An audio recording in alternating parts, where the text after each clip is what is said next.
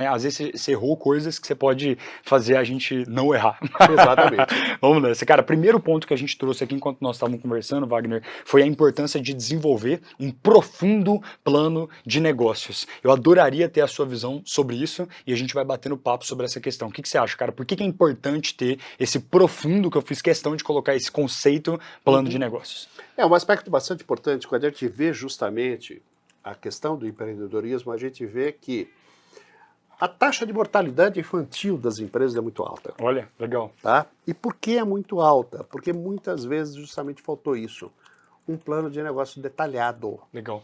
As pessoas muitas vezes partiram, como poderíamos dizer, isoladas por circunstâncias, por informações equivocadas, não tinham uma visão bastante clara do cenário competitivo, Perfeito. do segmento que eles pretendiam fazer, das dificuldades que eles teriam, da burocracia que teriam que enfrentar. Perfeito. Então, eu sempre digo o seguinte, o plano de negócios é alguma coisa fundamental. Legal. Nós não temos que ser econômicos na alocação do nosso tempo no plano de negócio.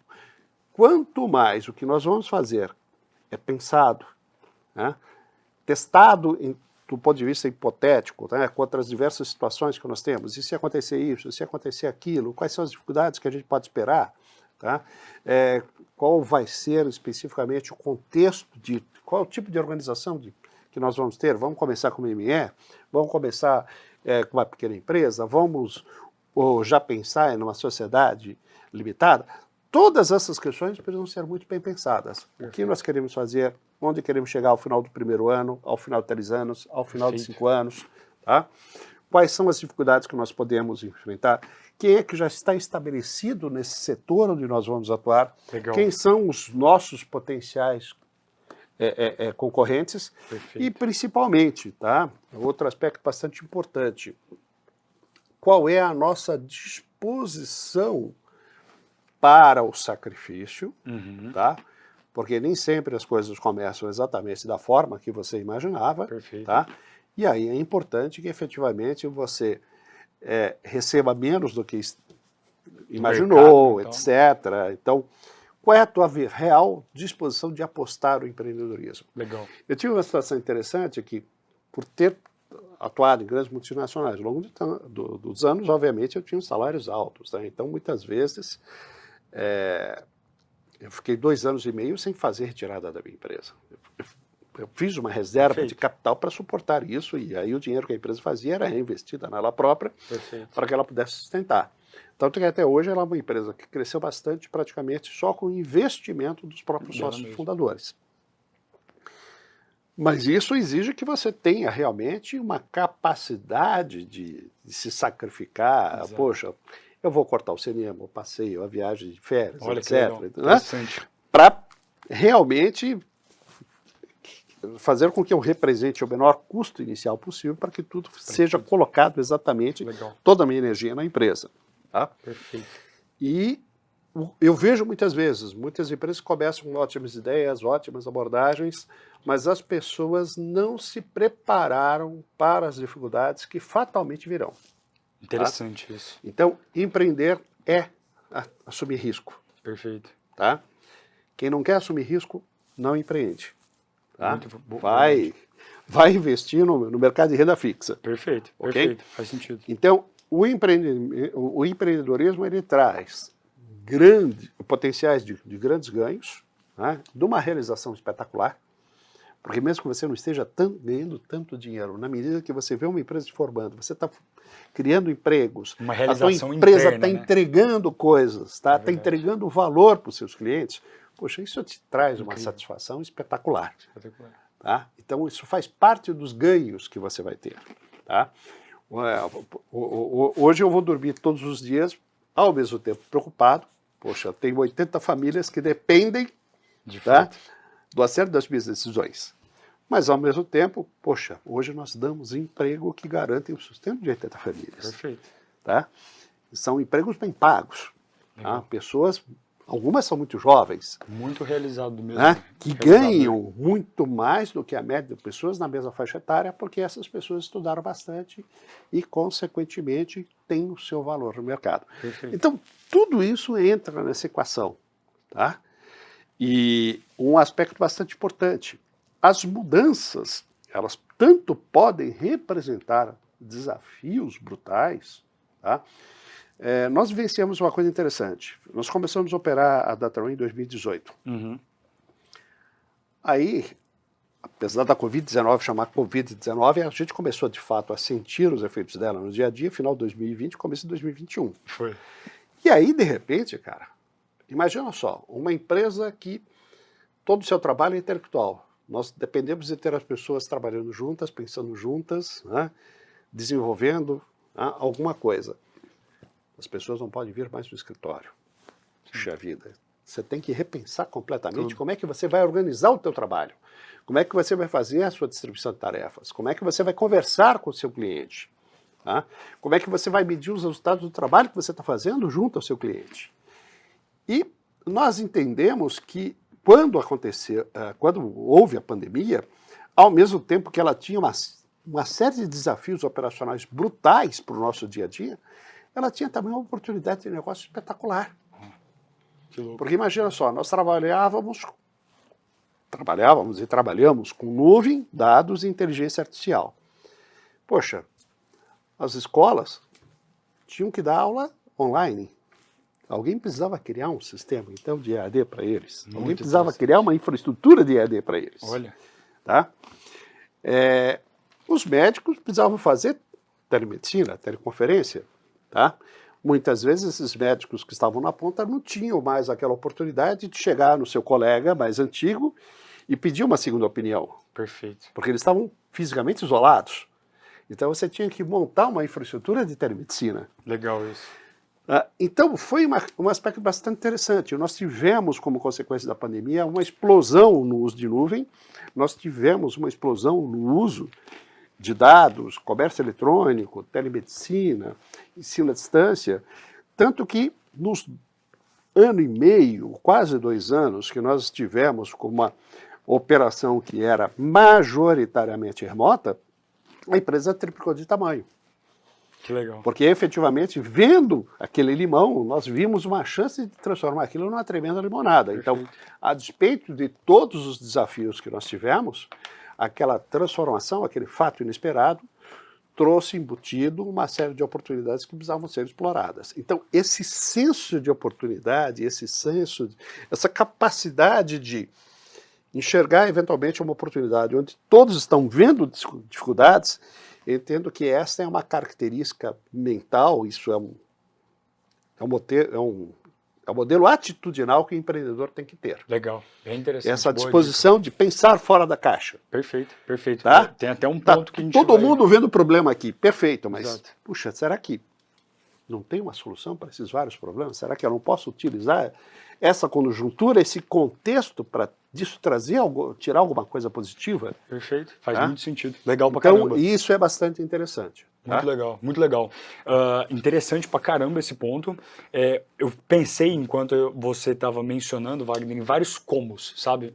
Tentar entender, assim, pra compreender como que eu posso fazer isso no meu estágio de empresa atual. Por exemplo, você mencionou sobre a importância de, na construção do plano de negócios, se preparar para dificuldades. Legal. Sim. Uma das dificuldades, por exemplo, que você mencionou é o cenário competitivo. Como que você acha que faz esse preparo de cenário competitivo? É estudar mercado, benchmark, é ficar de olho no concorrente? Como você se prepara do ponto de vista de plano de negócios para a competição? Legal, esse é um aspecto bastante interessante, porque, veja só, existem inclusive diferentes filosofias. Tá? Perfeito. Nós somos parceiros da Amazon Web Services, né? Ou seja, a divisão de serviços em nuvem da Amazon.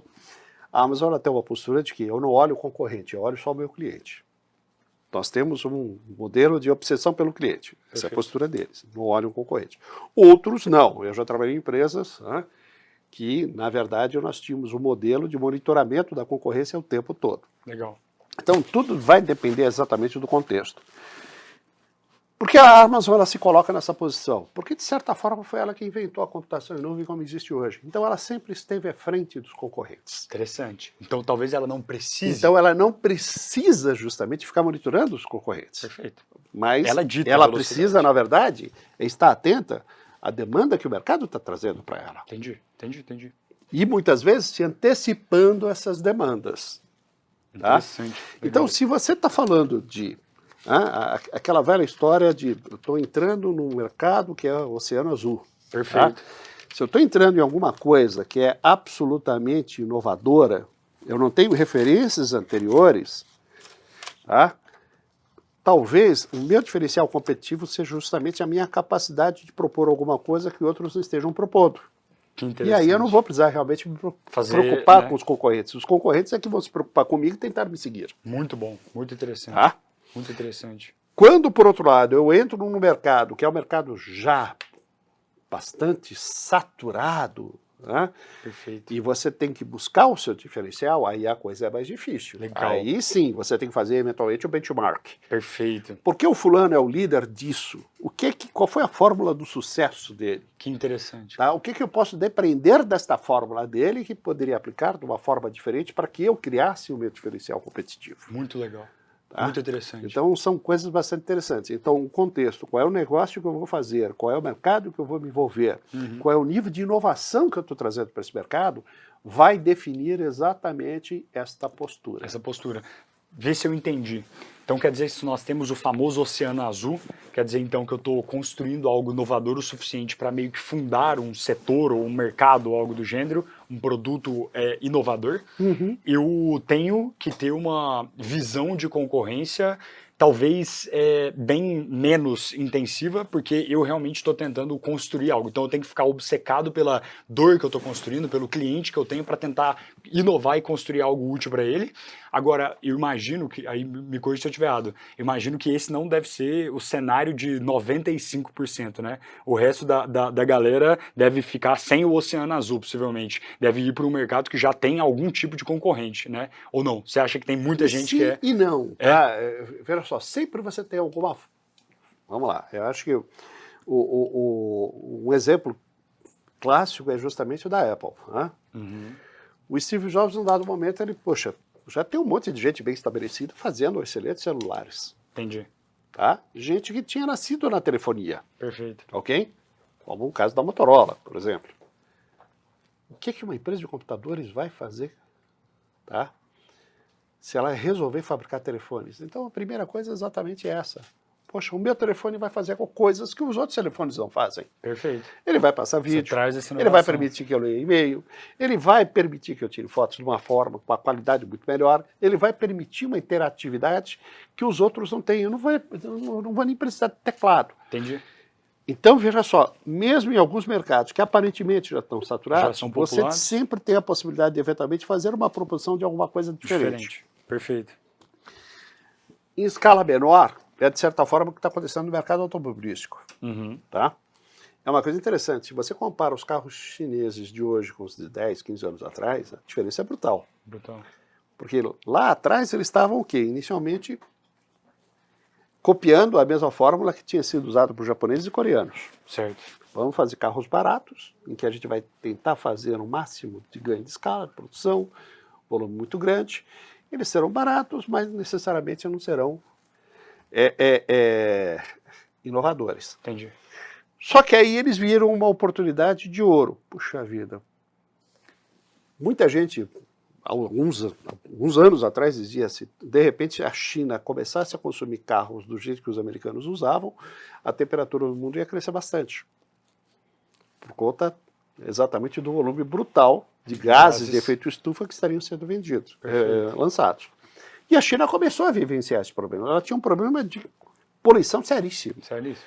Aí teve um pouco também, e aí foi uma coisa interessante, de os dirigentes políticos chineses foram visionários. Poxa, nessa cidade aqui o nível de poluição é muito alto, eu só vou dar licença para novos carros, se esses carros forem menos poluentes. Olha que interessante. Sejam elétricos ou híbridos. O que os fabricantes chineses falaram? Poxa, a gente está atrasado na excelência mecânica que alemães e americanos desenvolveram ao longo dos anos. Mas aqui a gente pode começar um negócio no nosso mercado que a gente vai fazer uma coisa que seremos os inovadores. Né? Então, seremos quem está lançando. perfeito. E, de fato, hoje, o maior fabricante de carro elétrico do mundo é um fabricante chinês. Interessante. Tá? Legal. E realmente o Você carro... cria um oceano azul Você cria um oceano dentro azul de mesmo um mercado num já mercado populado. altamente saturado, num mercado altamente competitivo. Bem interessante. Legal Tá? pra caramba. Mas, de novo, É é isso. aquela história. Então, o monitoramento de Um competição... problema, que era a questão da poluição, pode gerar uma nova oportunidade para isso. você que você vai Mais explorar. uma vez, é olhar fora da caixa. Né? Exatamente. É Perfeito. pensar fora da caixa e pensar alguma coisa completamente inovadora. Legal pra caramba. Muito interessante. Wagner, outro ponto que você trouxe também nesse processo de